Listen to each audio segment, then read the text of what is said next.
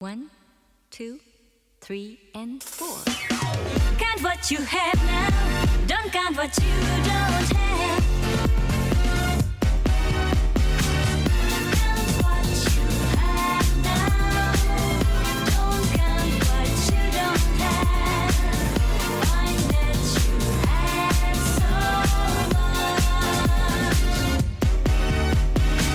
頑張りすぎる自分に疲れてふと泣けてきたのよ。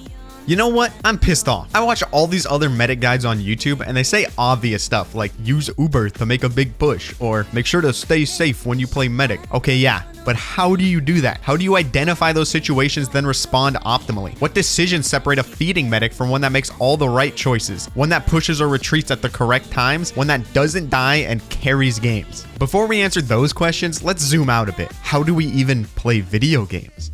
There are two fundamental aspects of doing anything in a game: deciding on an action, then properly executing that decision. In most first-person shooters, decision-making and mechanics go hand in hand and are more or less equally important in being a great player. Excellent decision-making can somewhat make up for poor execution, and vice versa, mastery of mechanics and fantastic aim can save your ass if you make a terrible choice. More or less, you have to be good at both if you want to succeed at the top level. What good is being a god-tier strategist if you can't hit the broadside of a barn? And what good is aimbot-like mechanics if you're constantly jumping in front of a sentry nest as a scout? While both these aspects of play are essential, they are weighted differently for the 9 classes in TF2. Each class falls somewhere on this scale of importance between decision-making and mechanics. Some classes want a bit more raw muscle memory, while other classes favor strategy and planning. I can firmly say that medic is at this end and sniper is at this end. Where you put the other classes will probably change depending on who you ask, but I'd probably format it something like this. This is a direct result of medic being so much weaker offensively than the other mercs. You can rarely rely on your mechanics alone to keep you alive or make plays. Generally speaking, if you make the wrong choice on medic, you won't get a chance to correct it with good aim.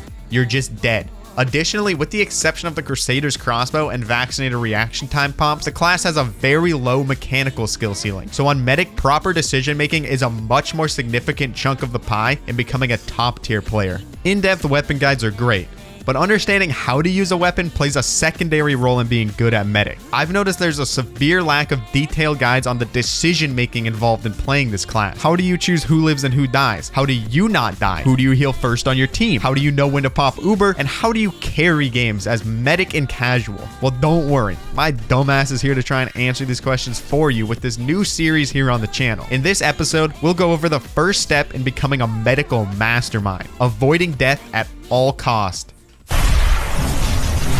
I'm Bear Grylls, and I'm going to show you what it takes to get out alive from some of the most dangerous places on Earth. No shot I get out. I get out.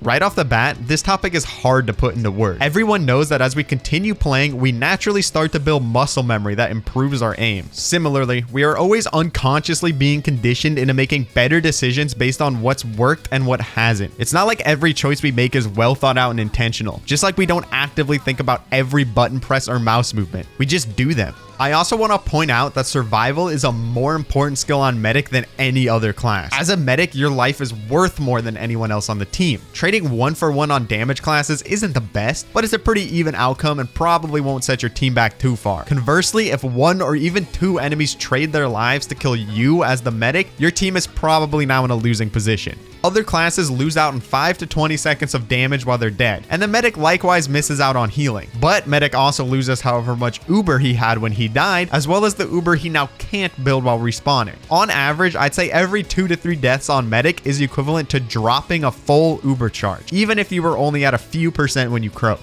Disclaimer: I cannot magically turn you into a great decision maker through this video. For an excellent medic player, these decisions become automatic, and the only way that will happen is with time and game experience. But many subpar decisions result from misinterpreting or straight up ignoring the options available in a given situation, pigeonholing you into the wrong choice. So in this video, I'll be going through many of the survival techniques I've learned on medic, so you don't have to go through the same amount of trial and error yourself. We'll start with some general mindsets and strategy changes, then work our our way down to niche mechanics that can help keep you alive and healing. The first step in getting better and staying alive is simple.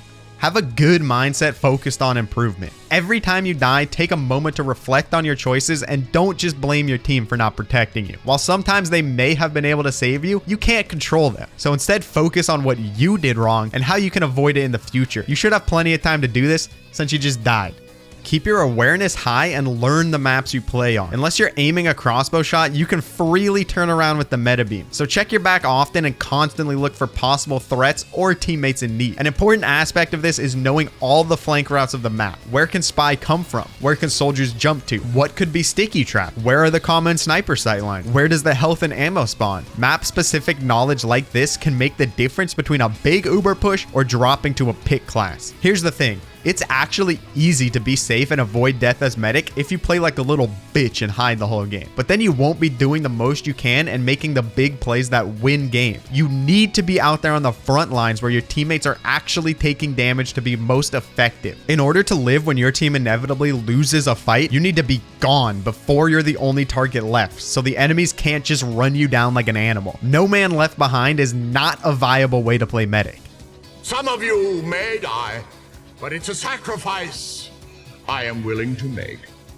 This relies on the very difficult skill of fight appraisal, being able to accurately guess the outcome of an engagement before it's over. It's tricky because you can cost your team a winning fight by leaving too soon, but leave a losing fight too late and you won't be able to escape. The risk versus reward assessment also differs for each metagun. For example, you could be a bit more aggressive on Vaccinator since it makes you very tanky and dying isn't quite as detrimental. The quick and dirty way to tell which team may have an overall advantage is to glance at the dead players up here. However, this doesn't always tell the full story. They may have an all-star player that's the real threat even if it's a 10v6 fight, which leads perfectly into my next point. Identify the strongest players and classes on both teams and their playstyle. For example, do they have a spy player, a roaming soldier, a flanking scout? Check the appropriate map locations and angles they could approach you from and change your positioning accordingly. Is your pyro really good at keeping rockets away from you? Follow him around. Knowing which enemies are significant threats and which teammates are most likely to protect you helps focus your awareness and increases overall survivability. Even when you're already on the front lines and aware of enemy threats, micromanaging your position is vital to all aspects of medic, from surviving to being at the right place to capitalize on an enemy's blunder. Keep a healthy distance from your heal target so you don't take unnecessary splash damage from pills or rockets they eat. The meta beam has quite a long range to it, and the disconnect range is a bit longer than the connect range, so once you're healing, you can step back even further without breaking beam. Don't peek corners. Use sound cues and your limited vision of bullets, pills, whatever your team is getting hit by to extrapolate what they're fighting. Even if you want to watch as your soldier decimates the enemy team with your Kritzkrieg charge, peeking that corner will open you up to all sorts of dangers, so just don't do it. Your position should also always have an easy escape route in the event a fight takes a bad turn. High ground is also very advantageous since soldiers and demos will have to be more precise and can't rely as much on splash damage to chip you down. Lastly, communicate with your team. Even in casual, people are generally very responsive if you call a spy out or ask them to stop the scout from chimping out all over you. A lot of players will be happy they actually have a competent medic to heal them, so they'll reciprocate and usually listen to your calls.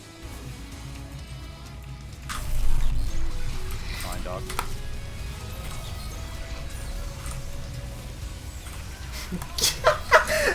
Actual premonition bubbles, dude.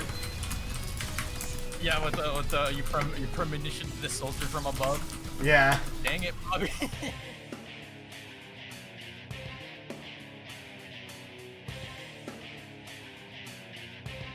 Alright, all this awareness, game state tracking, and player appraisal takes experience, but hopefully I've given you a head start. Of course, you will make mistakes and die. Everyone does. So when your wits fail you and you find yourself in a do or die situation, you're going to want to know these next niche strategies and mechanics you can use to actually outplay your opponents. The first is damage surfing and air strafing. This is very important in general and can really save your ass. Medic gets pushed pretty far by a lot of damage sources. I'm not just talking rockets and stickies. Here I surf a mini sentry away from this soldier. If you want to get good at this fast, play some soldier yourself and jump around. Or you can also just play a bunch of quick fix. Next, always favor running over fighting. Avoid any fight you aren't very confident you can win. Trust me, the 25% from getting that Uber Saw hit off isn't worth the risk 9 times out of 10. If you or a loved one struggle with Uber Solitis, contact the Solemn Vow near you for support.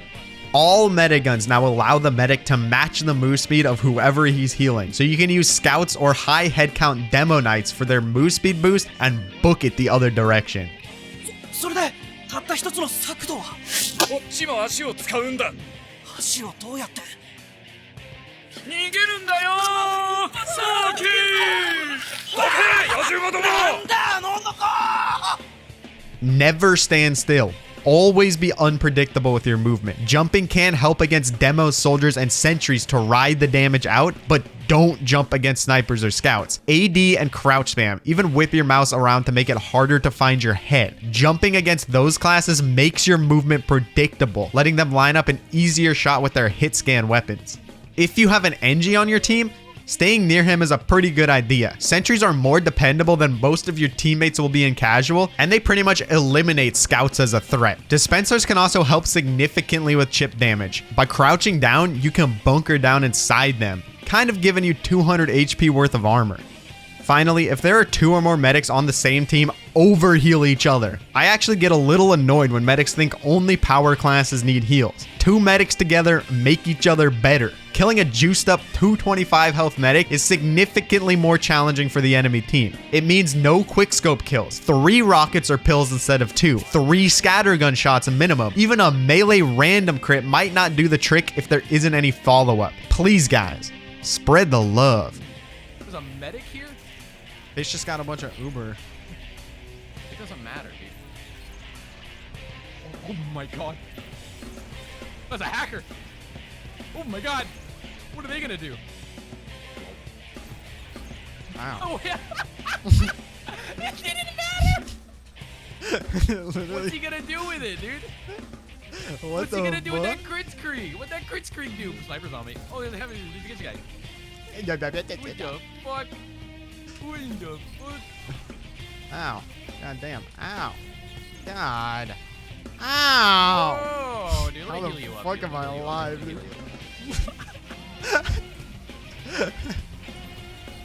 you up. Yo, on me. Dude, this guy's running, dude. Oh, Bitch, you thought you could get away with it too? Ah, shit.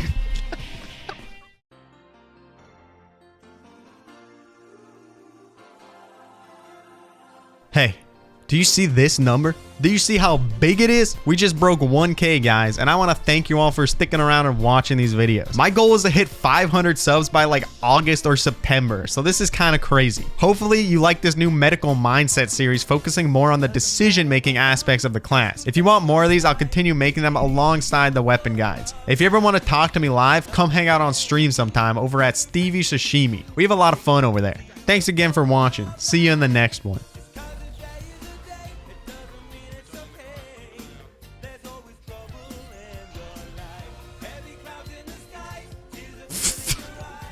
He's gone, dude. Holy shit, he tried to hit me with the drive-by.